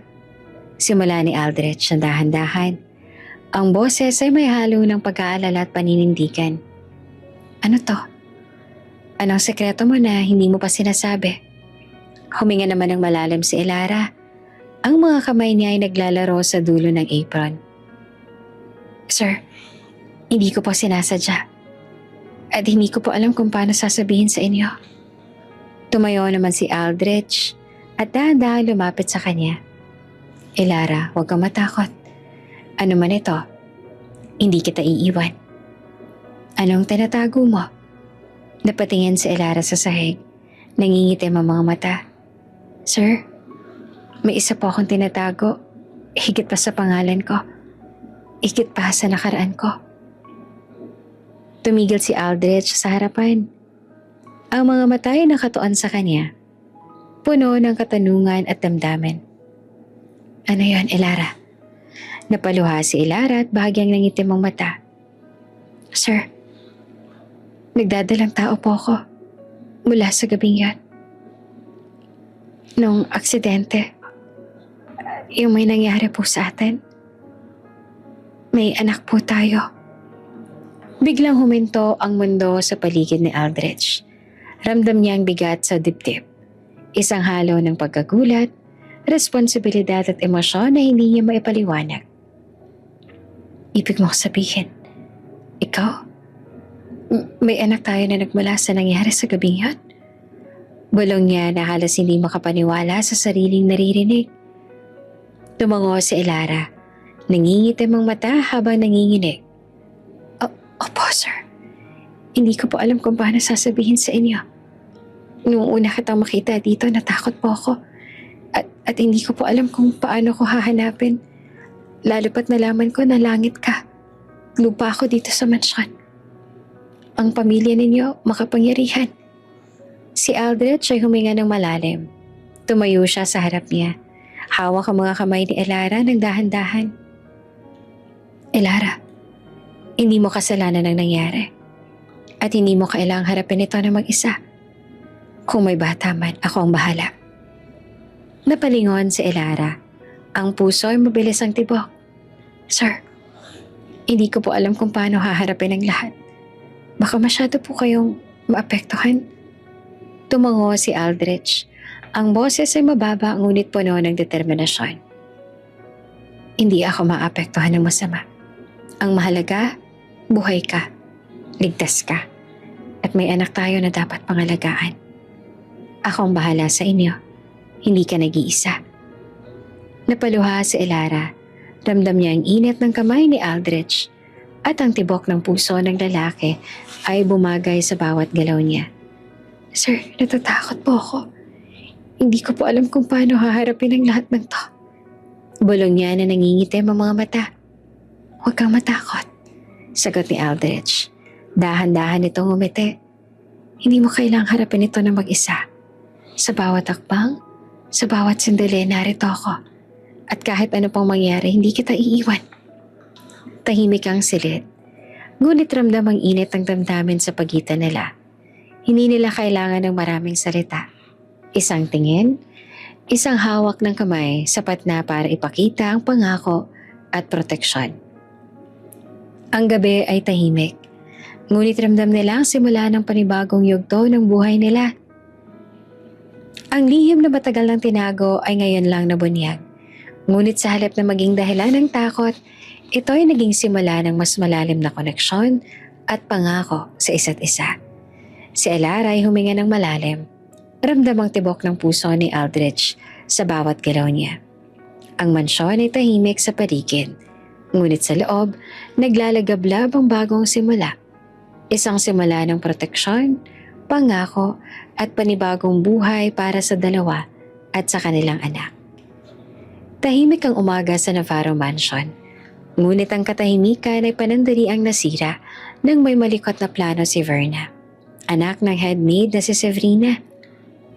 Habang naglilibat sa lobby, napansin ni Verna ang maliit na pendant na nakasabit sa kwentas ni Elara. Mabilis ang utak niya at agad na binuo ang ideya sa ulo niya. Aha, eto na. Siguradong ginagamit lang ni Elara ang kwentas para makuha ang loob ni Sir Aldrich. Bulong niya sa sarili. Halatang may kasamang pangungutya. Hindi nagtagal, sinimulan niyang ipakalat ang maling impormasyon sa mga kasambahay. Alam niya ba? Panimula niya. Habang may halong kilabot na drama sa boses, ang bagong katulong? Magnanakaw. Ginagamit ang kwentas para mapasaya si Sir Aldrich. Agad na kumalat ang chismis sa buong mansyon. Ang mga tauhan ay nagulantang. May ilan na naniniwala at may ilan naman na nagdududa. Si Lorinda, ang cook, ay napatingin kay Elara ng may halong pagtataka. Lara, ano ba tong naririnig ko? Tanong niya na medyo nag-aalangan. Si Elara naman ay napahinto.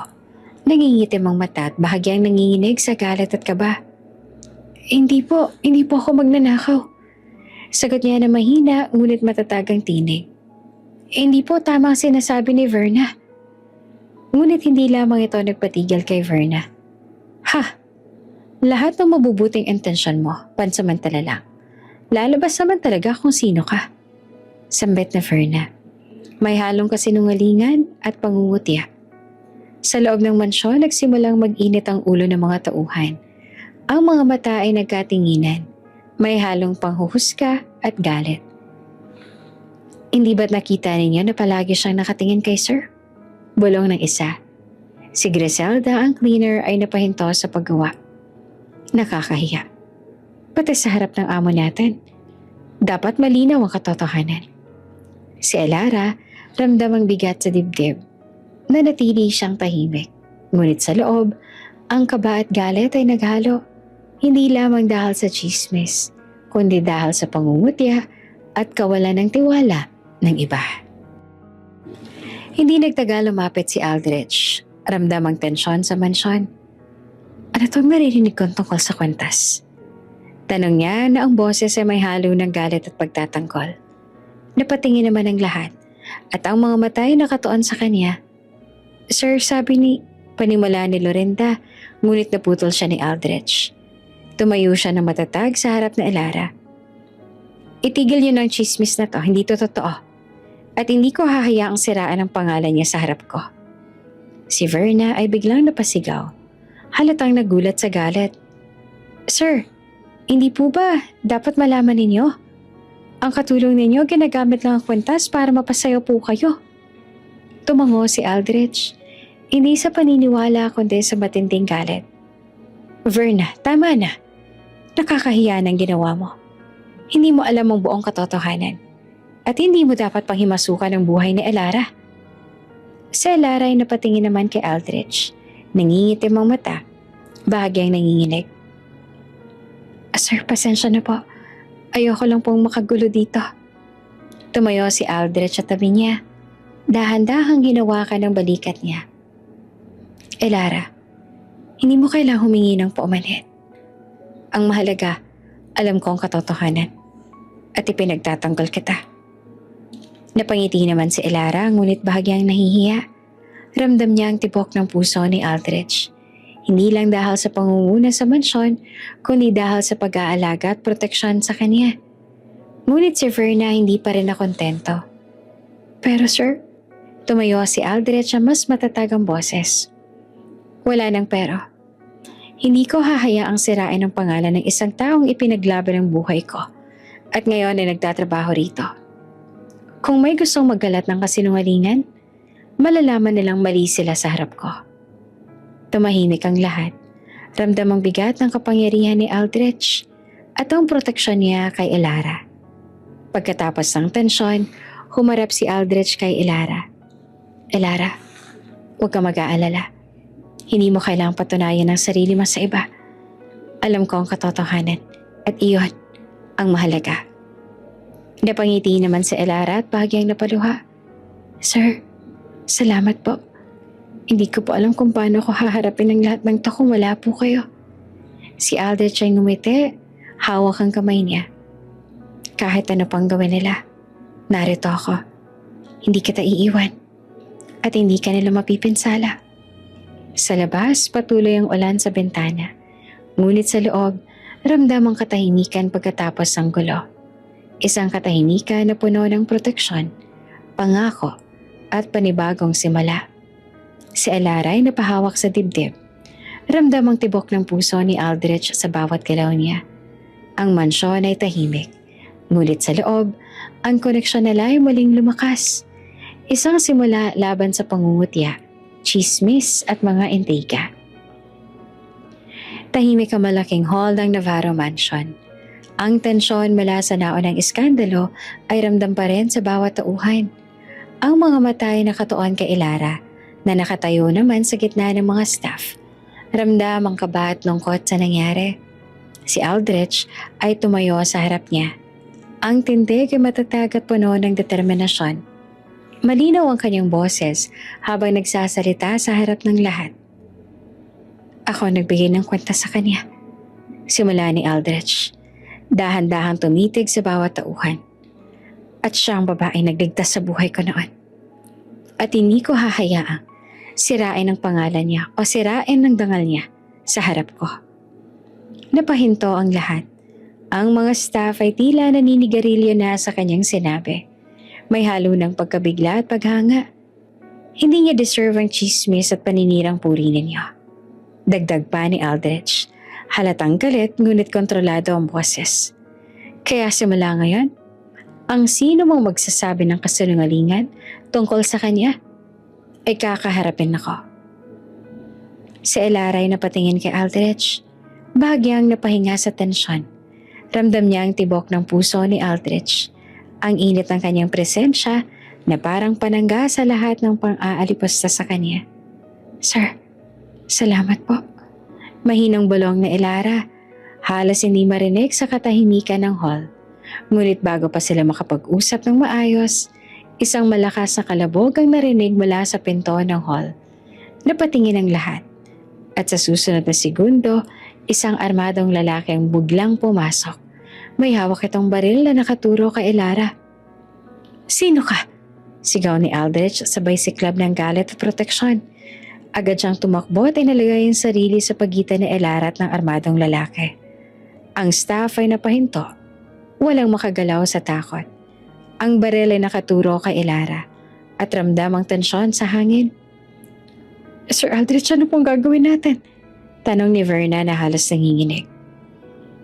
Ako nang bahala, sagot ni Aldrich.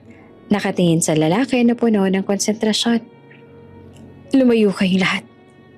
Si Elara naman ay napahawak sa kanyang dibdib. Nangingitim ang mata. Sir, mag-iingat po kayo. Tumayo si Aldrich, matatag at walang takot. Hindi kita iiwan, Elara. Hindi ngayon. At hindi kita hahayaang masaktan. Mabilis siyang kumilos. Hawak ang braso ng lalaki at pinilit patigilin ang kanyang kilos. Nagkaroon ng maikling pisikal na laban. At ramdam ni Aldrich ang bigat ng banta sa bawat segundo. Hindi mo magagawang saktan si Elara, sigaw ni Aldrich. Halatang puno ng galit at determinasyon. Layuan mo siya ngayon. Ang armadong lalaki ay nagulat at sa tindi at bilis ni Aldrich, ngunit hindi siya sumuko agad. Ang braso ay parang nagbabanta pa rin sa direksyon ni Elara. Agad na kumilos si Aldrich. Pinilit na pabagsakin ang baril mula sa kamay ng lalaki. Sa parehong segundo, tumulong na si Tobrick, ang tahimik na gardener, at tumulong na nakontrole ng lalaki. Sa loob ng ilang segundo, napigilan nila ang banta at nahulog ang baril sa sahig. Si Elara naman, napahinga at halos maiyak. Sir, salamat po. Hindi ko po alam kung paano mangyayari kung wala po kayo. Si Aldrich naman ay tumayo. Nagbuntong hininga. Ngunit nakatingin kay Elara ng may tindi at init sa mata. Hindi mo kailangan matakot, Elara. Hanggang huling hininga ko, hindi kita iiwan. Hindi kita hahayaang masaktan ng sino man. Napatingin naman si Elara. Ramdam ang tibok ng puso niya. Ang init ng proteksyon at pagmamahal sa presensya ni Aldrich. Ang lahat ay nanahimik. Ramdam ang bigat ng salita ni Aldrich. At ang respeto sa kanyang determinasyon ay lumakas. Si Verna naman ay napahinto. Napangiti lang ng mali at ramdam ang pagkatalo sa kanyang panlilinlang. Hindi niya maharap ang titig ni Aldrich. Isang titig ng galit, proteksyon at paninindigan. Sa labas, patuloy ang ulan sa bintana. Ngunit sa loob, ramdam nila ang init ng proteksyon at panibagong simula. Ang relasyon nila ay hindi pa romantically open. Ngunit ramdam na ang koneksyon, isang simula laban sa intriga, panganib at hindi inaasahang banta sa kanilang mundo. Tahimik ang opisina ni Aldrich sa Navarro Mansion. Ngunit ramdam ang bigat ng tensyon. Nakaupo siya sa harap ng table. Hawak ang bagong report mula sa private investigator. Habang si Elara naman, o sa pagkakataong ito ay tinatawag na Lara, ay nakatayo sa tabi. Tahimik at nangingitim ang mga mata. Sir, hindi ko po alam kung paano ko sasabihin to. Bulong ni Elara at halatang kinakabahan at may haluring takot. Tumango si Aldrich. Ang mata ay nakatuon sa kanya. Dahan-dahang huminga. Elara, kahit ano pang nangyayari sa buhay mo ngayon, gusto kong malaman ng buong katotohanan. At hindi ko hahayaang may bagay kang itago sa akin, lalo pat may nagbabanta sa'yo. Huminga ng malalim sa Lara. Sir, inaba ko ang pangalan nang pumasok ako dito. Sa probinsya ho, ako ho'y si Elara.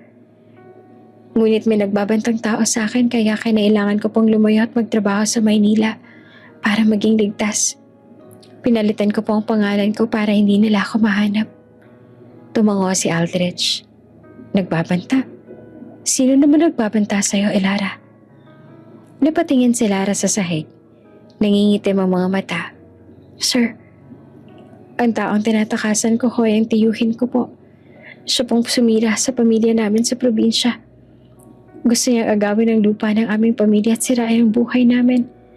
Kaya po ako lumayo. At kailangan ko pong magtago. Si Aldrich ay tumayo. Ang boses ay mababa, ngunit puno ng determinasyon. Kaya pala, hindi mo gusto na may makaalam ang nakaraan mo. Kaya pala, hindi ka agad nag-open up sa akin. Tumango si Lara. Opo, sir.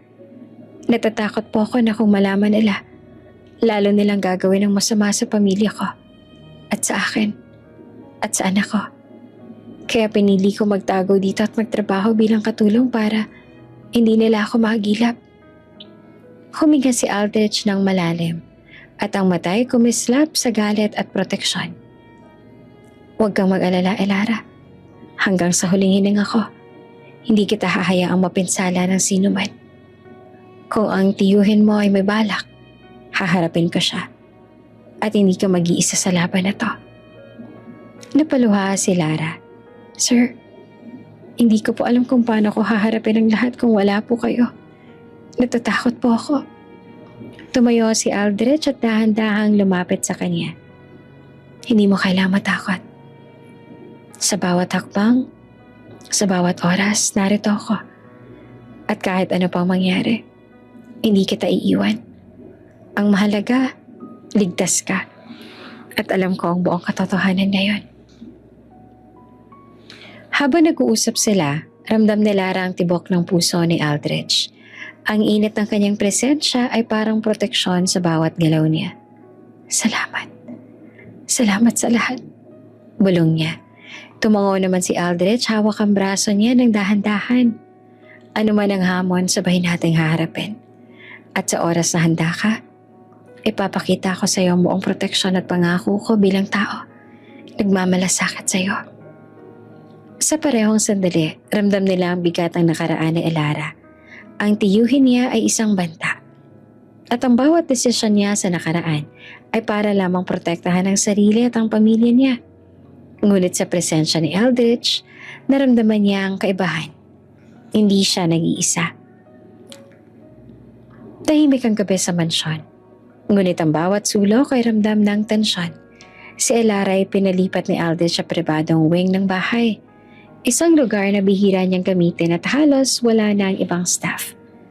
Sir, hindi naman po ako karapat-dapat sa ganitong pagtrato. Mahina at nangingitim ang mata ni Elara. Sobra na pong ginagawa ninyo para sa akin. Tumayo naman si Aldrich sa harap niya. Dahan-dahang hawak ang kanyang kamay. Elara, hindi mo kailangang sabihin karapat-dapat o hindi. Basta alam ko ang katotohanan at yun ang mahalaga. Hanggang ligtas ka, nandito ako. Habang pinapahinga siya sa pribadong wing, ramdam niya ang katahimikan. Nakakaiba. Walang ingay ng staff. Walang palakasan ng anak ng headmaid. Walang intriga sa paligid. Ngunit sa kabilang banda, lumawak ang intriga sa labas. Sa boardroom ng Navarro Holdings, ang mga board members ay nagtipon upang talakayin ang kaganapan sa mansyon. Bakit nga ba pinoprotektahan ng CEO ang isang simpleng katulong? Tanong ni Mr. Santiago, isa sa matagal na ang board member. Alam niyo, hindi ito normal. Dagdag ni Ms. Ramirez na halatang nag-aalala. Ang CEO natin, si Aldrich Navarro, ay kilala sa pagiging profesional at matalino. Bakit biglang naging protector siya ng katulong na to? Ang mga bulong at haka-haka ay mabilis na kumalat sa kumpanya. May ilan na nagtaka, may ilan na nadismaya, at may ilan na nagduda sa motibo ni Aldrich. Ngunit sa kabila ng lahat, hindi nagbago ang desisyon ni Aldrich. Nanatiling protektado si Elara sa loob ng mansyon. Samantala sa pribadong wing, ramdam ni Elara ang bigat ng responsibilidad at ang kakaibang seguridad. Sir, natatakot po ako. Baka masyadong malapit ng panganib. Bulong niya. Tumango naman si Aldrich at ang boses ay mababa ngunit matatag. Ang mansyon na to ay magiging ligtas para sa'yo. At kahit sino pang magtangkang guluhin ang buhay mo, haharapin ko siya. Ramdam ni Elara ang tibok ng puso ni Aldrich sa bawat galaw niya. Ang init ng presensya niya ay parang panangga sa lahat ng panganib na nakapalibot.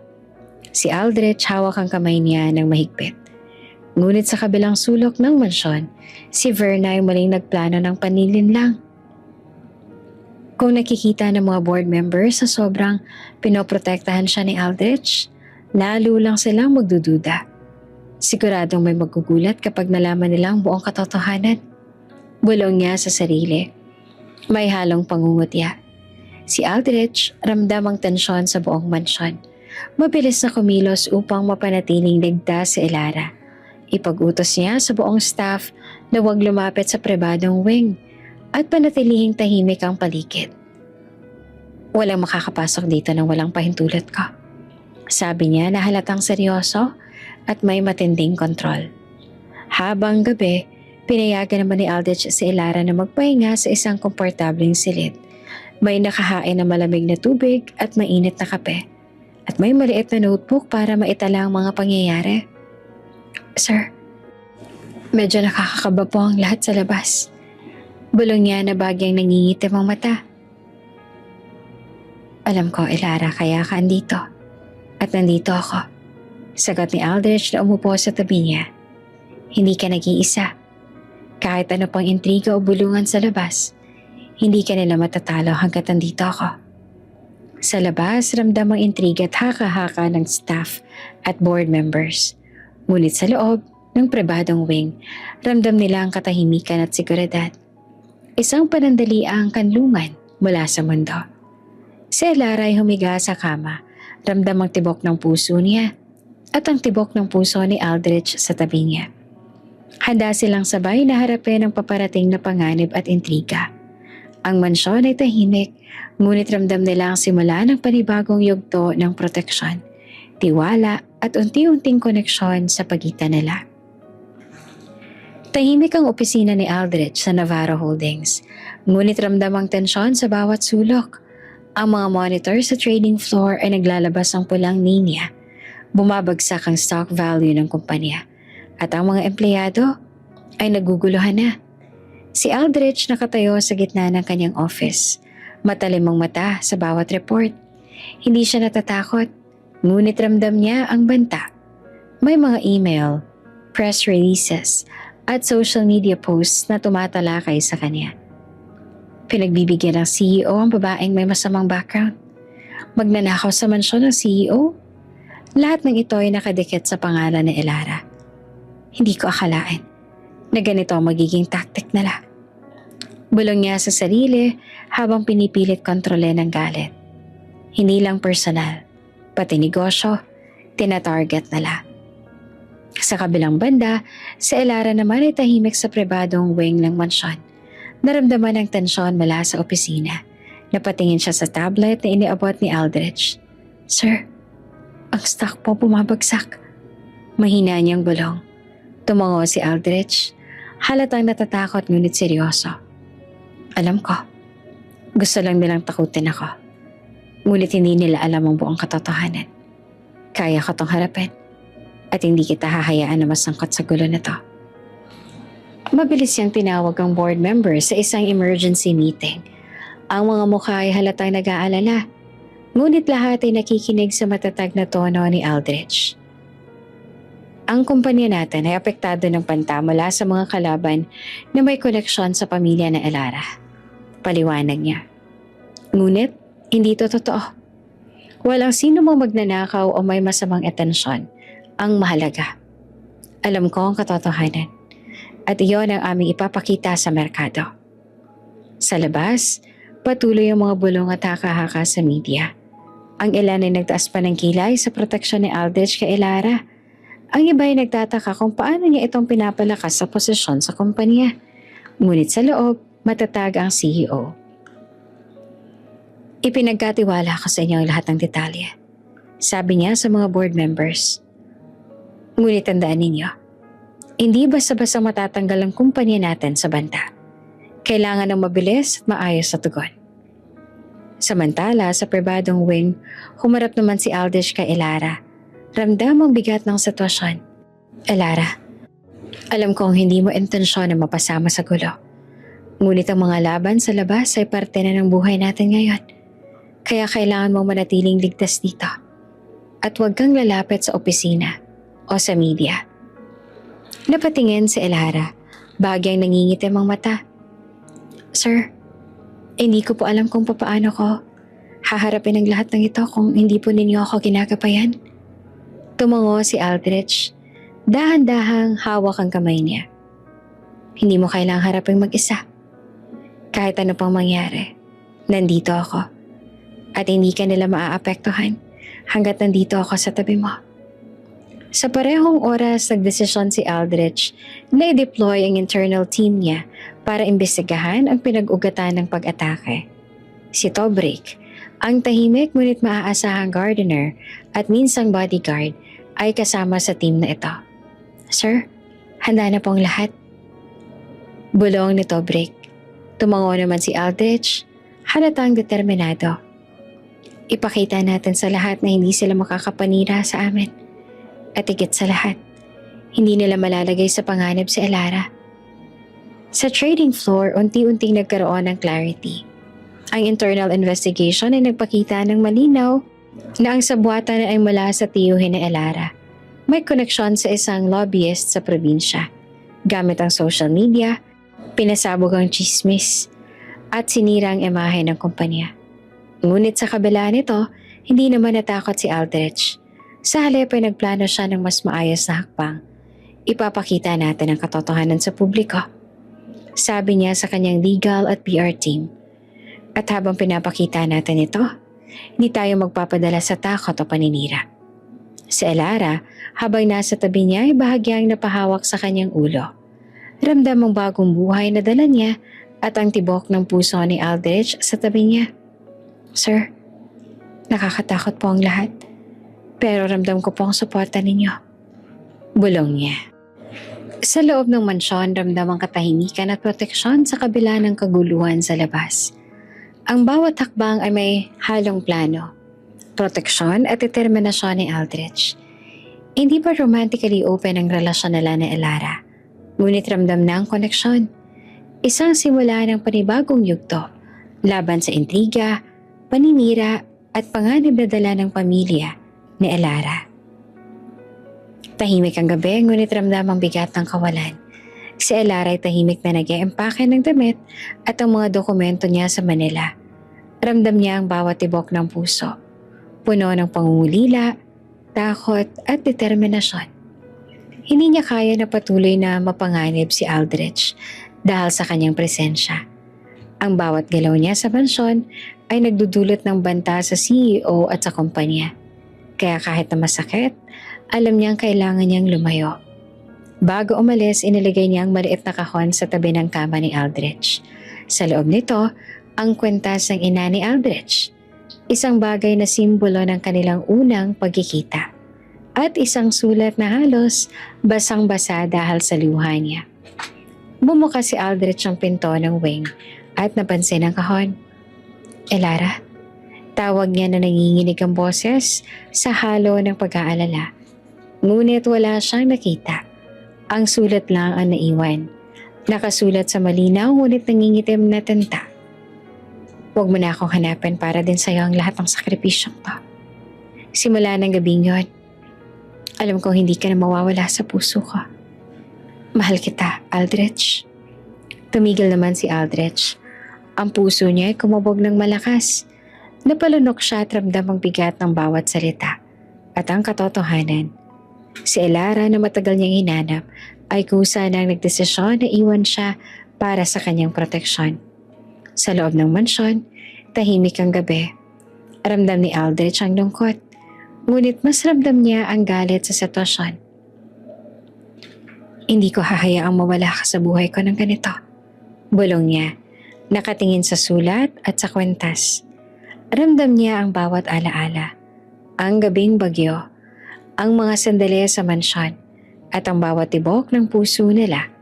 Alam niya hindi niya pwedeng basta na lang hayaan si Elara na iwan siya. Samantala, sa labas naman ng mansyon, si Elara ay tumakbo sa madilim na kalye. Ang ulan ng nakaraang gabi ay humupa. Ngunit ramdam niya pa rin ang lamig ng hangin at ang pangulila sa puso niya. Napaupo siya sa gilid ng kalsada. Aldrich, kahit na mahal kita, hindi ko pwedeng ilagay ka sa alanganin dahil lang sa akin. Bulong niya sa sarili. Halos pumutok ang luha sa mata niya. Ngunit pinilit niyang lumaban sa emosyon. Sa sumunod na umaga, si Aldrich ay nagising nang wala na si Elara. Agad niyang tinawag ang staff, ngunit wala silang alam. Ang kwintas at ang sulat ang tanging bakas. Nasaan ka na, Elara? Sigaw niya na halatang galit at nag-aalala. Sino nakakaalam kung nasan siya ngayon? Tumango ang headmaid na si Verna. Halatang natatakot sa titig ni Sir Aldrich. Sir, wala po kaming ideya na hindi nga namin alam na umalis siya. Bumuntong hininga naman si Aldrich at dahan-dahan niyang binasa ang bawat linya. Ang mga salita ni Elara ay parang mga dagok sa puso niya, ngunit ramdam niya rin ang kabutihang loob, ang sakripisyo at pag-iingat niya. Sa loob ng kanyang opisina, tumayo si Aldrich sa bintana. Nakatingin sa lungsod ng Maynila, ramdam niya ang kawalan. Ngunit alam niyang may dahilan sa Elara. Ngunit sa kabila ng lahat, alam niya rin sa puso niya, hindi siya magpapatalo sa sitwasyon. Hindi kita hayaang mawala, Elara. Bulong niya halos nakasimangot. Ngunit puno ng determinasyon. Ano man ang gawin mo, hahanapin kita. At hindi na ako papayag na muling iwanan mo. Si Elara, habang naglalakad sa madilim na kalsada, ramdam ang bigat ng desisyon niya. Ngunit sa puso niya, alam niyang tama ito. Para protektahan si Aldrich, para protektahan ang kanilang magiging pamilya. Ngunit sa bawat hakbang, ramdam niya rin ang lungkot at pangungulila. Kung mahal mo ko, hahanapin mo rin ako balang araw. Bulong niya habang pinipilit panatilihing matatag ang sarili. Sa mansyon, patuloy ang galit. Determinasyon at pangungulila ni Aldrich. Ang kwintas ay hawak niya ng mahigpit sa kamay, parang may dalang pangako. Ang sulat ay nakalagay sa mesa. Ngunit ramdam niya ang presensya ng Elara. Parang hindi siya iniwan sa puso niya. Ang gabi at araw ay lumipas. Ngunit isang bagay lang malinaw. Nagsimula ang bagong yugto ng kanilang kwento. Isang paghihiwalay na puno ng sakripisyo, proteksyon at pangako. Mahigit ilang araw nang walang balita si Aldrich tungkol kay Elara. Simula nang umalis ito, hindi na siya mapakali. Iisa lang tumatakbo sa isip niya. Hanapin siya kahit saan. Hindi siya pumasok sa opisina. Hindi rin siya natulog ng maayos. Sumasakit ang ulo niya sa kakahanap sa CCTV, listahan ng bus terminals at mga report ng private investigator niya. Pero wala. Para bang nilamon ng mundo sa Elara.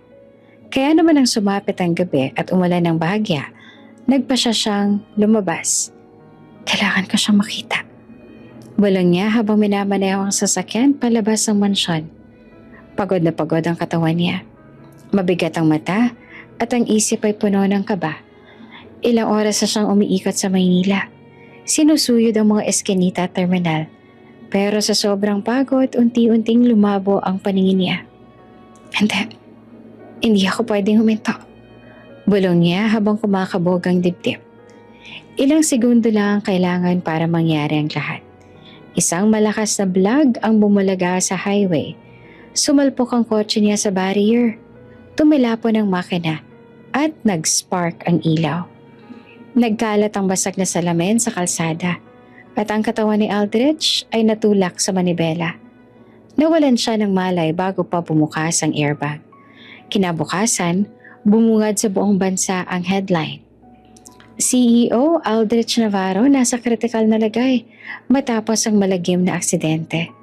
At sa isang maliit na inuupahang kwarto sa Sampaloc, hawak ni Elara ang cellphone habang nanginginig ang daliri.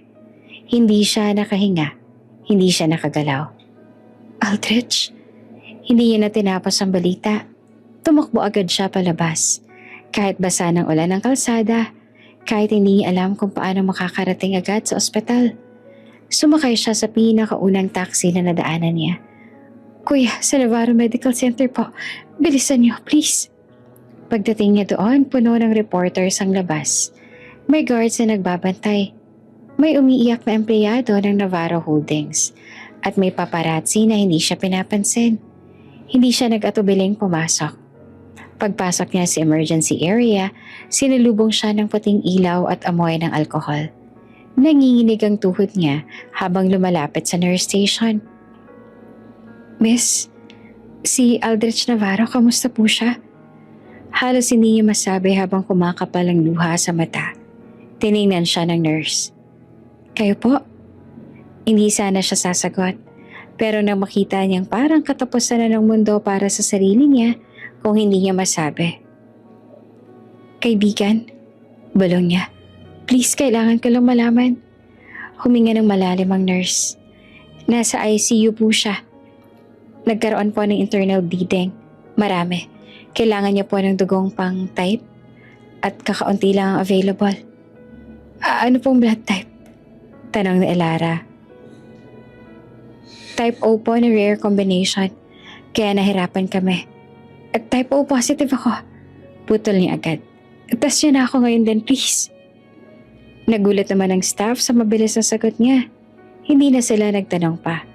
Dinala siya sa room, kinausap at tinusukan ng needle para sa test. At ilang minuto lang, tumakbong pabalik ang nurse. Miss, match po kayo. Wala na siyang inaksaya pang sandali. Pumikit siya habang dinudugtungan ng dugo niya sa machine. Ramdam niya ang lamig sa braso. Ngunit mas malakas ang kabang nasa dibdib niya. Aldrich, sana maramdaman mo na nandito ako. Bulong niya. Habang nagdodonate siya, hindi niya mapigilang umiyak. Lahat ng dahilan kung bakit siya lumayo para protektahan ito. Para ilayo sa panganib. Nawala lahat sa sandaling nakita niyang malapit nang mawala si Aldrich. Nang matapos ang donation, halos hindi siya makatayo. Pinaupo siya ng nurse at binigyan ng tubig. May sigurado po ba kayong ayos lang kayo? Tanong ng nurse. Hindi. Sagot niya habang pinupunasan ng luha. Pero ayos lang basta siya masalba. Kinabukasan, sa loob ng ICU ay bahagyang gumalaw ang daliri ni Aldrich. Nagsimulang bumukas ang mata niya. Mabigat at malabo. May machine sa paligid. May tubo sa gilid ng kama. Pumasok ang nurse. Halatang excited. Sir Aldrich, gising na po kayo. Mahina siyang napasimangot. Elara? Sir, ngumiti ang nurse. May ibabalita po ako. Dumating ang doktor. Nag-check ng vitals at saka tumango. Malakas ho ang katawan ninyo, sir. Pero kung hindi dahil sa nakapagbigay ng dugo kagabi, hindi kayo makakaligtas. Dugo? Sino? Mahina niyang tanong. Nagkatinginan ng doktor at nurse bago ngumiti. May nag-donate po ng dugo para sa inyo. Tama ang match kaya mabilis kayo na-stabilize. Lumakas ang tibok ng puso ni Aldrich. Kumapit siya sa kumot. Sino? Ulit niya na halos pakiusap. Bumuntong hininga ang nurse at tiningnan ang chart. Ang pangalan po ay Elara Santos. Parang huminto ang mundo ni Aldrich. Hindi siya nakapagsalita. Napapikit siya. Mahigpit ang kapit sa kumot. Parang may humaplos sa puso niya. Andito siya? Andito lang siya? Malapit lang? Halos bulong niya.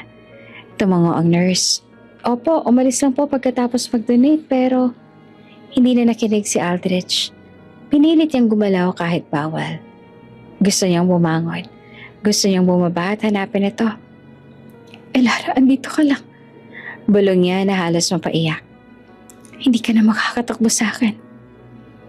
Paglabas ni Aldrich ng ospital, ganap ng magaling at agad siyang sinalubong ng tawag mula sa investigator niya. Sir, urgent. Aalis na po si Miss Elara. Nakabook na po siya papuntang Iloilo, nasa Pierna. Para namang binuhusan ng malamig na tubig si Aldrich. Hindi na siya nagtanong. Hindi na siya nag-isip. Lumabas agad siya. Kahit kasabay ang pagdating ng malakas na bagyo. Kasing tindi ng unos noong unang gabing nakilala niya si Elara. Pagdating niya sa pier, halos hindi niya makita ang paligid dahil sa ulan. Mahaba ang pila ng mga pasahero ng barkong pamprobinsya. Mga tao ay nagmamadali, nagtatakbuhan, nagtatago sa kapote. At doon sa gitna ng liwanag mula sa isang kumikislap na poste, nakita niya si Elara. Nakapayong, nakayakap ang maliit na bag, nakapila at handang umalis, handang mawala. Elara! Sigaw niya. Napatigil naman ang dalaga at dahan-dahang lumingon. At parang natulala nang makita siyang papalapit. Aldrich, wala ka dapat dito. Hindi niya na tinapos. Hinawakan siya ni Aldrich sa braso.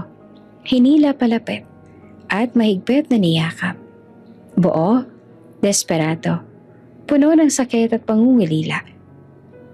Elara, bakit ka aalis na hindi ako hinaharap? Bulong niya na nanginginig.